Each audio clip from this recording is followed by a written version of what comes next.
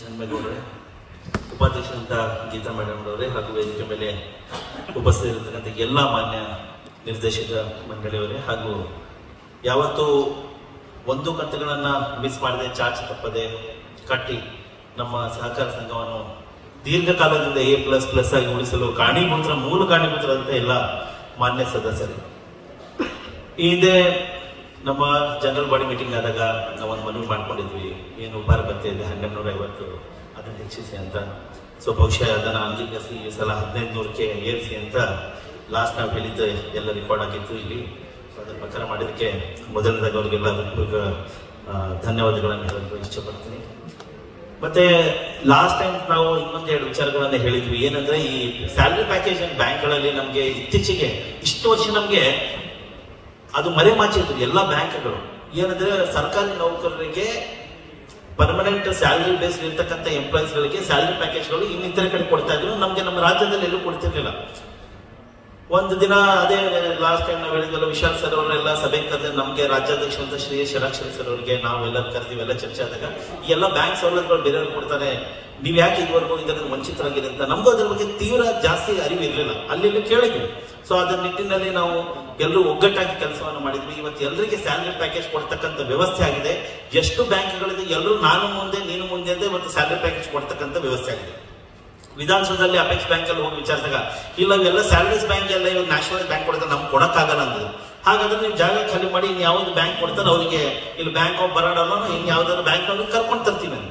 ಅವ್ರು ಕೂಡ ಎಚ್ಚೆತ್ಕೊಂಡು ಇಲ್ಲ ನಾವು ಕೂಡ ಸ್ಯಾಲರಿ ಪ್ಯಾಕೇಜ್ ಕೊಡೋಕೆ ತಯಾರಾಗಿದ್ದೀವಿ ಅಂತಕ್ಕಂಥ ಹೇಳಿ. ಈ ಹೆಂಗಾಗಿದೆ ಅಂದ್ರೆ ಸ್ನೇಹಿತರೆ, ಇವತ್ತು SBI ಬ್ಯಾಂಕ್ನವರು 1 ಕೋಟಿ ನಮ್ಗೆ ಆಕ್ಸಿಡೆಂಟಲ್ ಇದು ಕೊಡೋಕ್ಕಾಗಲ್ಲ, ನಿಮ್ ಸ್ಯಾಲರಿ ಪ್ಯಾಕೇಜ್ ಆಕ್ಸಿಡೆಂಟಲ್ ಬೆನಿಫಿಟ್ ನಿಮ್ಗೆ 1 ಕೋಟಿ ಕೊಡಕ್ಕಾಗಲ್ಲ ಅನ್ನೋರು ಇವತ್ತು ನಾವು ಕೊಡ್ತೀವಿ ಅಂತಕ್ಕಂಥದ್ದು ಅವ್ರು ಮುಂದಾಗಿ ಕೊಡ್ತಾ ಇದ್ದಾರೆ. ಮತ್ತೆ ಅಕಾಲಿಕ ಮರಣ ಆದ್ರೆ 6 ಲಕ್ಷದಿಂದ 10 ಲಕ್ಷಕ್ಕೆ ಏರಿಸಿ ಕೊಡ್ತಾ ಇದ್ದಾರೆ. ಈಗ ಬ್ಯಾಂಕ್ ಆಫ್ ಬರೋಡದವರು ಇನ್ನು ಬೇರೆ ಬ್ಯಾಂಕ್ದವರು ಇಲ್ಲ SBI ನವ್ರ ಜೊತೆಲಿ ಇವರು ಉಳಿದ್ ಬಿಡ್ತಾರೆ ಸರ್ಕಾರಿ ನೌಕರ ಅಂತ ಹೇಳಿ ಮತ್ತೆ ಅವ್ರದ್ದು ಸ್ಯಾಲರಿ ಪ್ಯಾಕೇಜ್ ನ ರಿವೈಸ್ ಮಾಡಿ ಅವ್ರು 1 ಕೋಟಿ ಕೊಟ್ಟರೆ ನಾವು 2 ಕೋಟಿ ಕೊಡ್ತೀವಿ ಅಂತಕ್ಕಂಥದ್ದು ಇವತ್ತು ಬಂದಿದ್ದಾರೆ. ಸೊ ಈ ನಿಟ್ಟಿನಲ್ಲಿ ನಾನೇನು ಹೇಳ್ಕೊಂಡಿದ್ದೀನಿ ಅಂದ್ರೆ, ಸಹಕಾರ ಸಂಘದ ನಮ್ದು ಏನು ಕ್ಯಾಪಿಟಲ್ ಅಮೌಂಟ್ ಇದೆ, ಓವರ್ ಆಲ್ ನಮ್ಮ ಟ್ರಾನ್ಸಾಕ್ಷನ್ ಏನಾಗ್ತದೆ, ನಾವು ಎಲ್ಲಿ ಯಾವ ಬ್ಯಾಂಕ್ ಅಲ್ಲಿ ನಾವು ಹಣವನ್ನು ನಾವು ಸಂಗ್ರಹಿಸಿರ್ತೀವೋ ಆ ಬ್ಯಾಂಕ್ ಇಂದ ಏನಾದ್ರೂ ನಮ್ಗೆ ಕೋಆಪರೇಟಿವ್ ಸೊಸೈಟಿಗೆ ಅನುಕೂಲ ಆಗಬಹುದಾ, ಆ ತರದ್ ಏನಾದ್ರೂ ಅವ್ರ ಸವಲತ್ತುಗಳ ಬ್ಯಾಂಕ್ನವ್ರು ಕೊಡ್ತಾರ ಅಂತಕ್ಕಂಥದ್ದು ನೋಡ್ಬೇಕು. ಈಗ ನೀವು ಇಟ್ಟಿರೋ ಅಮೌಂಟ್ಗೆ ಎಷ್ಟು ಬಡ್ಡಿ ಹಾಕಿ ಕೊಡ್ತಾ ಇದ್ರೆ ಬ್ಯಾಂಕ್ನವ್ರು ನಮ್ಗೆ ಗೊತ್ತಿಲ್ಲ. ಅಕಸ್ಮಾತ್ ಬಡ್ಡಿ ಹಾಕಿ ಕೊಡ್ತಾ ಇಲ್ಲ, ಅದು ಕೊಡ್ತಿದ್ರೆ ಅದು ಬಿಟ್ಟು ವ್ಯತಿರಿಕ್ತವಾಗಿ, ಯಾಕಂದ್ರೆ ಎಲ್ಲರೂ ಸ್ಯಾಲರಿ ಬೇಸ್ಡ್ ಎಂಪ್ಲಾಯ್ಸ್ ಆಗಿರೋದ್ರಿಂದ ಮತ್ತೆ ಯಾವ್ದು ಕಂತುಗಳು ಕಾಲಕ್ಕೆ ಕರೆಕ್ಟ್ ಸಮಯದಲ್ಲಿ ನೀಡ್ತಾ ಇರೋದ್ರಿಂದ ಬ್ಯಾಂಕ್ ನಲ್ಲಿ ನಾವು ಹೋಗಿ ವಿಚಾರಿಸಬೇಕಾಗಿದೆ. ಅವ್ರು ಇರ್ತಕ್ಕಂಥ DGM, DGM ಅಥವಾ GM ಯಾರು ಇರ್ತಾರೋ ಅವ್ರು ಭೇಟಿಯಾಗಿ ಇಲ್ಲ ಈ ತರ ನಮ್ಮ ಅನುದಾನ ಏನು ನಾವು ಬ್ಯಾಂಕ್ ಅಲ್ಲಿ ಇಟ್ಟಿದ್ದು ಅದಕ್ಕೆ ನೀವು ಏನಾದ್ರು ಎಕ್ಸ್ಟ್ರಾ ಬೆನಿಫಿಟ್ ಕೊಡಕ್ ಆಗ್ತದೋ ಅಂತಕ್ಕಂಥ. ಮತ್ತೆ ಇನ್ನೊಂದೇನಿದೆ ಅಂದ್ರೆ ಅವ್ರು ಏನ್ ಹೇಳ್ತಾರೆ, ಕಮ್ಯುನಿಟಿ ವೆಲ್ಫೇರ್ಗೆ ಕೊಡ್ತೀವಿ ನಾವು, ಇಂಡಿವಿಜುವಲ್ ಏನು ಬೆನಿಫಿಟ್ ಕೊಡದೇ ಇರ್ಬೋದು ಅಂತಕ್ಕಂಥ ಹೇಳ್ತಾರೆ. ಇತ್ತೀಚೆಗೆ ನಾನು SBI ಬ್ಯಾಂಕ್ ಮ್ಯಾನೇಜರ್ ಕೇಳಿದಾಗ ಮತ್ತೆ ಬ್ಯಾಂಕ್ ಆಫ್ ಬರೋಡ ಅಂತ ಕಡೆ ಎಲ್ಲ ವಿಚಾರಿಸಿದಾಗ ಇಲ್ಲ ಸರ್ ನಿಮ್ ಕಮ್ಯುನಿಟಿಗೆ ಏನಾದ್ರು ಬೇಕಾದ್ರೆ ನಾವು ಮಾಡ್ಕೊಡ್ತೀವಿ ಅಂತ. ಈಗ ನಮ್ದು ಹೆಂಗು ನೆನೆ ಕುದಿಗೆ ಬಿದ್ದಿದೆ ಈ ಮಂಗನ ಕಲ್ಯಾಣ ಮಂಟಪದ ವಿಚಾರ ಏನಂದ್ರೆ ಆ ತರದಕ್ಕೆ ಏನಾದ್ರು ಕಮ್ಯುನಿಟಿ ವೆಲ್ಫೇರ್ ಅಲ್ಲಿ ಅದು ಕೂಡ ಬರ್ತದೆ. ಅದಕ್ಕೆ ಏನಾದ್ರು ಕಟ್ಟಡಕ್ಕೋ ಇನ್ನಿತರಕ್ಕೆ ಅಥವಾ ಇಂಟೀರಿಯರ್ಸ್ಗೋ ಬೇರೆದಕ್ಕೆ ಏನಾದ್ರು ಸಹಕಾರ ಆಗತ್ತಾ ಅಂತಕ್ಕಂಥ ದೃಷ್ಟಿಕೋನದಲ್ಲಿ ತಾವು ನಿರ್ದೇಶಕ ಮಂಡಳಿಗಳೆಲ್ಲ ಚರ್ಚೆ ಮಾಡಿ ಸಂಬಂಧಪಟ್ಟ ಬ್ಯಾಂಕ್ಗಳ ಜೊತೆ ಮಾತಾಡ್ಕೊಂಡು ಆ ರೀತಿಯಲ್ಲಿ ಏನಾದ್ರು ಮಾಡಕ್ಕಾಗತ್ತಾ ಅಂತಕ್ಕಂಥ ನೋಡ್ಬೇಕು.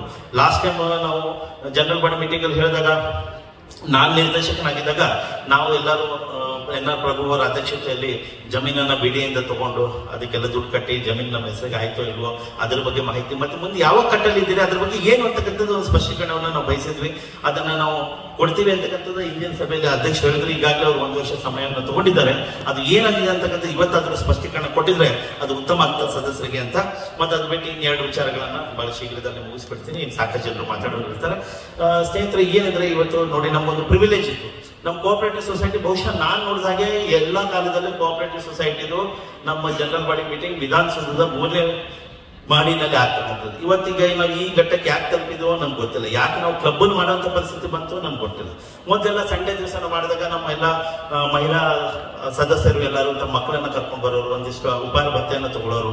ಆದ್ರೆ ಇಷ್ಟು ಕಬ್ಬನ್ ಪಾರ್ಕ್ ಮಕ್ಕಳನ್ನ ಸುತ್ತಾರಿಸಿ ಮನೆ ಕರ್ಕೊಂಡು ಹೋಗೋದು ಒಂದು ವ್ಯವಸ್ಥೆ. ಮತ್ತೆ ವಿಧಾನಸೌಧದಲ್ಲಿ ಒಂದು ನಮ್ಗೆ ಆ ಪ್ರಿವಿಲೇಜ್ ಇತ್ತು, ಆ ಘನತೆ ಗೌರವ ಗಾಂಭೀರ್ಯ ನಮ್ಗೆ ಒಂದು ಸಿಕ್ತಿತ್ತಲ್ಲಿ, ಅದು ಇಲ್ಲದಂತೆ ಆಯ್ತು. ಯಾಕೆ ಈ ಮಟ್ಟಕ್ಕೆ ನಮ್ಗೆ ಕುಸಿದು ಬಿದ್ದಿದೆ ಅಂತಕ್ಕಂಥದ್ದು.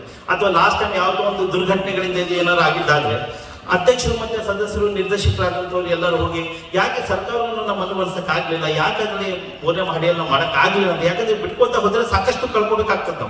ನಾವು ಇನ್ನಷ್ಟು ಪಡ್ಕೊಳ್ಳೋದಿರಲಿ, ಹೆಂಗಾದ್ರು ಇದ್ದಿದ್ದನ್ನ ಉಳಿಸ್ಕೊಂಡು ಹೋಗ್ತಕ್ಕಂಥದ್ರ ವ್ಯವಸ್ಥೆಗಳನ್ನ ನಾವು ಮಾಡ್ಬೇಕಾಯ್ತು. ಅದ್ರ ಬಗ್ಗೆ ತಾವು ಸ್ವಲ್ಪ ಏನು ಅಂತಕ್ಕಂಥದ್ದು ಕ್ಲಾರಿಫಿಕೇಶನ್ ತಾವು ಕೊಡ್ಬೇಕು.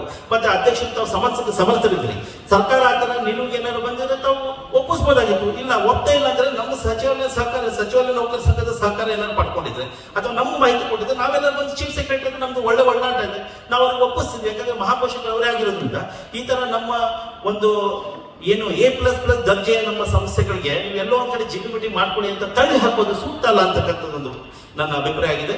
ಮತ್ತೆ ಅದ್ರ ಜೊತೆಯಲ್ಲಿ ನಾವು ದೀರ್ಘಕಾಲದಿಂದ ನಮ್ಮ ಯಾವುದೇ ಸಮುದಾಯಗಳಾಗಿರಲಿ ನಾವೆಲ್ಲ ಶೋಷಿತ ಜನಾಂಗದ ಪರವಾಗಿ, ತುಳಿತಕ್ಕೊಳಗಾದ ಜನಾಂಗದ ಪರವಾಗಿ ಮಾತಾಡ್ತೀವಿ. ನಾವು ಬರೀ ನಮ್ಮ ಮಾತುಗಳಲ್ಲಿ ಇರ್ಬಾರ್ದು, ಅವ್ರ ಬಗ್ಗೆ ಇರ್ತಕ್ಕಂಥ ಕಾಳಜಿ ನಮ್ಮ ಕೆಲಸದಲ್ಲೂ ಆಗಿ ನಮ್ಮ ಕೆಲಸದಲ್ಲೂ ಕಾಣಬೇಕು, ನಾವು ಮಾಡಿ ತೋರಿಸ್ಬೇಕಾಗಿದೆ. ಇವತ್ತು ನೋಡಿ 35 ವರ್ಷ ನಮ್ಮ ಸಿಬ್ಬಂದಿಗಳು, ನಾನು ಲಾಸ್ಟ್ ಟೈಮ್ ಕೂಡ ಹೇಳಿದ್ದು ರೆಕಾರ್ಡ್ ಕೂಡ ಆಗಿದೆ. ಇವತ್ತು ಇದು A++ ಆಗಿ ಇಷ್ಟು ಈ ಮಟ್ಟಕ್ಕೆ ಬೆಳೆಯೋದಕ್ಕೆ ನಾವು ಅಷ್ಟೇ ಕಾರಣೀಭೂತರಲ್ಲ, ಅಲ್ಲಿ ಕೆಲಸ ಮಾಡ್ತಕ್ಕಂಥ ಸಿಬ್ಬಂದಿಗಳು ಕಾರಣೀಭೂತರಾಗಿದೆ. 35 ವರ್ಷ ಈಗ ಇರ್ತಕ್ಕಂಥ ಮೇಡಮ್ ಅವರು, ಮ್ಯಾನೇಜರ್ ಅವರು, ಇವರೆಲ್ಲ ಸಿಕ್ಕಾಪಟ್ಟೆ ಕೆಲಸ ಮಾಡಿದ್ದಾರೆ. 35 ವರ್ಷದಲ್ಲಿ ಒಂದು ಪ್ರಮೋಷನ್ ಸಿಕ್ಕಿದೆ, ಇನ್ನೊಂದು ಪ್ರಮೋಷನ್ ಸಿಗಲ್ಲ ಅಂದ್ರೆ ನಾವಾದ್ರೂ ಸುಮ್ಮನೆ ಇರ್ತಿದ್ವಾ? ನಮ್ಗೇನಾದ್ರೂ ಪ್ರಮೋಷನ್ ಡಿಲೇ ಆಗಿ ನಾವು ಸುಮ್ಮನೆ ಇರ್ತಿದ್ವು? ಆ ವಿಚಾರವಾಗಿ ಕೂಡ ನಾವು ಲಾಸ್ಟ್ ಟೈಮ್ ಕೇಳಿದ್ದು, ಅದ್ರ ಬಗ್ಗೆ ಸ್ಪಷ್ಟೀಕರಣ ಬೇಕು ಅಂತಕ್ಕಂಥದ್ದು. ಇದುವರೆಗೂ ಈಗ ಪ್ರಮೋಷನ್ ವಿಚಾರದಲ್ಲಿ ಈಗ 1 ವರ್ಷ ಕಳೆದ್ರು ಇದುವರೆಗೂ ಏನು ಆಗ್ತಾ ಇಲ್ಲ ಅಂತಕ್ಕಂಥದ್ದು ನಾವು ನೋಡ್ಬೇಕಾಗಿದೆ. ಮತ್ತೆ ಯಾಕೆ ಅವರಿಗೆ ಪ್ರಮೋಷನ್ ವಂಚಿತ ಮಾಡ್ತಾ ಇದ್ರು ಅಂತಕ್ಕಂಥದ್ದು.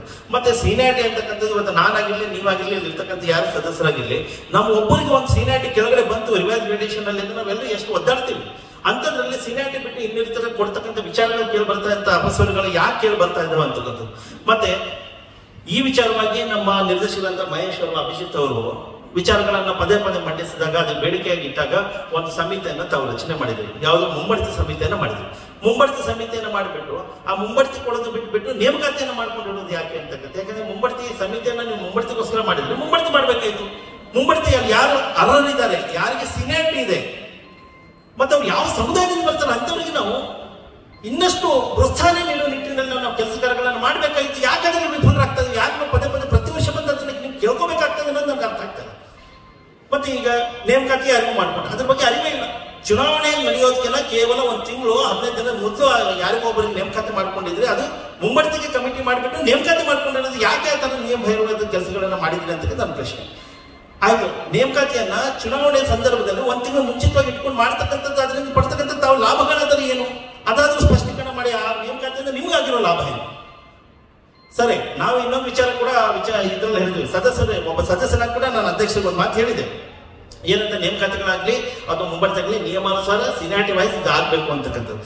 ತಾವು ಯಾರಿಗೆ ನೇಮಕಾತಿ ಮಾಡಿದ್ರೆ ನಮ್ಗೆ ಅದ್ರ ಬಗ್ಗೆ ವಿರೋಧ ಇದೆ ಅಂತಕ್ಕಂಥದ್ದು. ಯಾಕಂದ್ರೆ ಯಾರಿಗೆ ಗೊತ್ತಾಗಲಿಲ್ಲ ಟ್ರಾನ್ಸ್ಪರೆನ್ಸಿಯಲ್ಲಿ ಇವತ್ತು ನಾವು ಪಾರದರ್ಶಕವಾಗಿ ಎಲ್ಲವನ್ನು ಬಯಸುವ ಅಂತದ್ರಲ್ಲಿ ಪಾರದರ್ಶಕವಾಗಿ ನೇಮಕಾತಿ ಆಗ್ಬೇಕಾಗಿತ್ತು.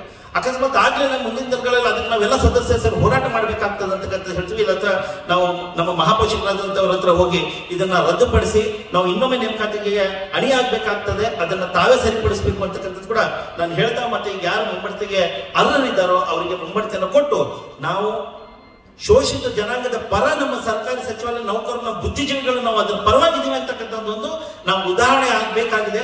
ಆ ನಿಟ್ಟಿನಲ್ಲಿ ತಾವೆಲ್ಲರೂ ಕೆಲಸ ಮಾಡ್ಬೇಕಂತ ನಾನು ಮನವಿ ಮಾಡ್ಕೊಳ್ತೀನಿ. ಮತ್ತೆ ಅಂತಿಮವಾಗಿ ಇನ್ನೊಂದು ವಿಚಾರ ಏನಂದ್ರೆ, ಈಗ ಉಪಾರ ಭತ್ಯೆ 1500 ಕೊಡ್ತಾ ಇದ್ರಿ. ಲಾಸ್ಟ್ 1250 ನಾವು ಬೇಡಿಕೆ ಇಟ್ಟಿದ್ದು 1500 ಕೊಡ್ತಾ ಇದ್ರಿ. ಈಗ ಏನಂದ್ರೆ ಇದು ನಾನು ಬಹುಶಃ ಇದು ಅಪ್ರಸ್ತುತನೋ ಅಥವಾ ಹಾಸ್ಯಾಸ್ಪದ ಆಗುತ್ತೆ ಗೊತ್ತಿಲ್ಲ ನನಗೆ. ಏನಂದ್ರೆ ಈಗ ನನಗೆ ಒಂದು ಬೇಡಿಕೆ ಇದೆ, ನಾನು ಹಿಂದೆ ಅಧ್ಯಕ್ಷರಿಗೆ ಕೇಳಿದ್ದೀನಿ. ಒಂದು ಏನಂದ್ರೆ ನಮ್ಗೆ ಇನ್ನು ಮುಂದೆ ಈ ಭದ್ರತಾ ಭತ್ಯೆ ಅಂತಕ್ಕಂಥ ಒಂದು 50 to 2000 ಭದ್ರತಾ ಭತ್ಯೆ, ಮತ್ತೆ ಮೆಡಿಕಲ್ ಆಸ್ಪತ್ರೆಯಲ್ಲಿ ಮೆಡಿಕಲ್ ವೆಚ್ಚದ ಒಂದು 2,000 ರೂಪಾಯಿ, ಮತ್ತೆ ವಕೀಲರ ಫೀಸ್ ಒಂದು 2,000 ರೂಪಾಯಿ ಕೊಟ್ಟರೆ ಅನುಕೂಲ ಆಗ್ತದೆ.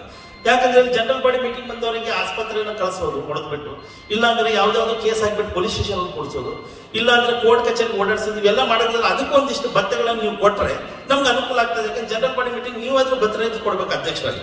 ಇಲ್ಲ ನೀವು ಭದ್ರತೆ ಕೊಡಕ್ಕಾಗ ನಾವಾದ್ರೂ ಯಾರಿಗಾರು ಬೌನ್ಸರ್ಗಳನ್ನ ಹಿಂದೆ ಕರ್ಕೊಂಡು ಬರ್ತೀವಿ. ಯಾಕಂದ್ರೆ ಜನರಲ್ ಬಾಡಿ ಮೀಟಿಂಗ್ ಬಂದ ಲಾಸ್ಟ್ ಟೈಮ್ ಅಪಹಾಸ್ಯಕ್ಕೆ ಒಳಗಾದ್ವಿ. ಚೀಫ್ ಸೆಕ್ರೆಟರಿ ಆ ಕಾರ್ಯಕ್ರಮ ನನ್ನ ಅಧ್ಯಕ್ಷತೆ ನಡೆದಿದೆ ಅನ್ಕೊಂಡು ನಾನು ಕರೆಸಿ ಮಾತಾಡಿದ್ರು. ಏನ್ರಿ ಅದು ಒಬ್ಬರ ಮೇಲೆ ಒಂದು ಕೇಸ್ ಹಾಕೋದು? ಮೇಡಮ್ ನಾನು ಆ ಸಂದರ್ಭದಲ್ಲಿ ಇರ್ಲಿಲ್ಲ, ನಾನು ಮಾತಾಡಿ ಹೋದ ತಕ್ಷಣ ಒಂದು ಅರ್ಧ ಗಂಟೆಯಲ್ಲಿ ಇದು ಘಟನೆ ನಡೆದಿದೆ, ನಾನು ಅಲ್ಲಿ ಇರ್ಲಿಲ್ಲ, ನಾನು ಇದ್ರೆ ಬಹುಶಃ ಆಗ್ತಿರ್ಲಿಲ್ಲ. ಅಲ್ಲಿ ಯು ಆರ್ ದ ಪ್ರೆಸಿಡೆಂಟ್ ಸಂಘ, ಹೌ ಯು ಆರ್ ಟಾಕಿಂಗ್, ಏನು ಒಬ್ಬರ ಕೇಸ್ ಹಾಕೊಂಡು ನೀವೆಲ್ಲ ಸುಶಿಕ್ಷಿತರ ಇರ್ಲಿ, ನೀವೆಲ್ಲ ವಿದ್ಯಾವಂತರಿರ್ಲಿ ಮೇಡಮ್, ಅದಕ್ಕೆ ಅಧ್ಯಕ್ಷ ಬೇರೆ ಮೇಡಮ್ ಅವ್ರು ಕೇಳಿಸ್ಕೊಳ್ತಿರ್ಲಿ. ಅವ್ರಿಗೆ ಏನಿಸ್ತು ಸಂಘ ರಮೇಶ್ ಸಂಘ ಅವರೇ ಅಧ್ಯಕ್ಷರು ಅಂದ್ರೆ ಇದು ಕೋಆಪರೇಟಿವ್ ಸೊಸೈಟಿ ಅಧ್ಯಕ್ಷ ಬೇರೆ ಅಂತಕ್ಕಂಥ ಗಮನ. ಸೊ ಇಂಥದಕ್ಕೆ ಅವಕಾಶಗಳನ್ನು ಮಾಡ್ಕೊಳ್ಬಾರ್ದು. ಮತ್ತೆ ಅದನ್ನ ಅಧ್ಯಕ್ಷರು ಸಮರ್ಥವಾಗಿ ನಿಭಾಯಿಸಬೇಕು. ಇಲ್ಲ ಅಂದ್ರೆ ಈ ನಾನು ಬೇಡಿದಂತ ಕೆಲವು ಭತ್ಯೆಗಳಿದೆ ಅದನ್ನು ಕೊಡಬೇಕು. ಮತ್ತೆ ಇನ್ನು ಮುಂದಿನ ದಿನಗಳಲ್ಲಿ ನಮ್ಮ ಸದಸ್ಯರಲ್ಲಿ ಕೂಡ ಒಂದು ಮನವಿ ಇದೆ, ಜಾಸ್ತಿ ಸಂಖ್ಯೆಯಲ್ಲಿ ಈ ಸಭೆಗಳನ್ನ ಹಾಜರಾಗಿ ಇನ್ನಷ್ಟು ನಾವು ಸುಧಾರಣೆ ಮಾಡಕ್ಕೆ ಏನ್ ಮಾಡ್ಬೇಕು ಅದ್ರ ಬಗ್ಗೆ ಸಲಹೆ ಸೂಚನೆಗಳು ಕೊಡ್ತಕ್ಕಂಥ ಕೆಲಸಗಳು ಆಗ್ಬೇಕು. ಸುಮ್ಮನೆ ಬರೋದು ಒಂದೇನೋ ಭತ್ಯೆ ಸಿಗ್ತದೆ ಅಂತ ತಗೊಂಡು ಹೋಗೋದು ಅಂತಕ್ಕಂಥದ್ದು ಮಾಡಬಾರ್ದು. ಅದಕ್ಕೆ ನಾವು ಸಭೆಗಳನ್ನ ಕುರಿತು ನಿಮ್ಮ ಸಲಹೆ ಸೂಚನೆಗಳನ್ನ ಹೇಳ್ಬೇಕು. ಸಮಯ ಸ್ವಲ್ಪ ಜಾಸ್ತಿ ಆದ್ರೂ ಪರವಾಗಿಲ್ಲ. ಅದಕ್ಕೆ ಈ ರವಿವಾರ ದಿವಸ ಮಾಡ್ತಕ್ಕಂಥ ಸೂಕ್ತ ಆಗಿತ್ತೇನೋ ಅಂತ ಅನ್ಸುತ್ತೆ. ಮಕ್ಕಳನ್ನ ಕರ್ಕೊಂಡು ಬಂದು ಹೆಣ್ಮಕ್ಳು ಸಾಕಷ್ಟು ಜನ ಇಲ್ಲೆಲ್ಲ ಪಾರ್ಕೆಲ್ಲ ಸುತ್ತಾಕೊಂಡು ಹೋಗೋರು. ನಾವು ಕೂಡ ನಮ್ಮ ಮಕ್ಕಳನ್ನ ಕರ್ಕೊಂಡು ಬಂದು ಅಲ್ಲಿ ಕೊಡ್ತಕ್ಕಂಥ ಭತ್ತೆ ತಗೊಂಡು ಪಾರ್ಕಲ್ಲಿ ಓಡಾಡ್ಬಿಟ್ಟು ಒಂದಿನ ಕಾಲ ಕಳೆದು ಹೋಗುವಂತ ವ್ಯವಸ್ಥೆ ಇತ್ತು. ಬಟ್ ಈ ವರ್ಕಿಂಗ್ ಡೇ ನಲ್ಲಿ ಕೇಳಿದಾಗ ಈಗ ತಾವಾಗೆ ಅಂದ್ರೆ ಅಧ್ಯಕ್ಷ ಹೇಳಿದ್ರು, ಇಲ್ಲ ಲೋಕಾಯುಕ್ತ ರಿಜಿಸ್ಟ್ರಾರ್ ಫೋನ್ ಮಾಡಿದ್ರು ಬೇಗ ಮುಗಿಸ್ಬೇಕು ಅಂತ. ಬೇಗ ಅವ್ರ ಸದಸ್ಯರಿದ್ರು ಬೇಗ ಮುಗಿಸ್ಕೊಂಡು ಹೋಗ್ಲಂತೆ. ನಮ್ದೇನಿದೆ ನಾವು ಯಾರ್ಯಾರು ಸಲಹೆಗಳು ಕೊಡ್ಬೇಕಾದ್ರೆ ಎಲ್ಲರೂ ಮಾತಾಡೋರು ಎಲ್ಲರೂ ಮಾತಾಡ್ಲಿ ಅಂತ ಹೇಳ್ತೇವೆ. ಮತ್ತೆ ವಿಶೇಷವಾಗಿ ನನ್ಕಿಂತ ಮುಂಚೆ ಒಬ್ಬರು ರಮೇಶ್ ಅನ್ನೋರು ಮಾತಾಡಿದ್ರು, ನಾನು ರಮೇಶ್. ಮತ್ತೆ ತಪ್ಪಾಗಿ ನಾನು ರಮೇಶ್ ಅವ್ರು ಹೇಳಿದ್ದನ್ನ ನನ್ನ ಹೆಸರಿಗೆ ಹಾಕುವಂಥದ್ದು ರೆಕಾರ್ಡ್ ಆಗ್ಬಾರ್ದು ಅಂತ ಹೇಳ್ತಾ ನನಗೆ ಮಾತಾಡೋಕೆ ಅವಕಾಶ ಮಾಡಿಕೊಟ್ಟ ತಮ್ಮೆಲ್ಲರಿಗೂ ಒಂದಿವಸ ನಾನು ಮಾತನಾಡಿಸಿ. ಜೈ ಹಿಂದ್, ಜೈ ಕನ್ನಡ.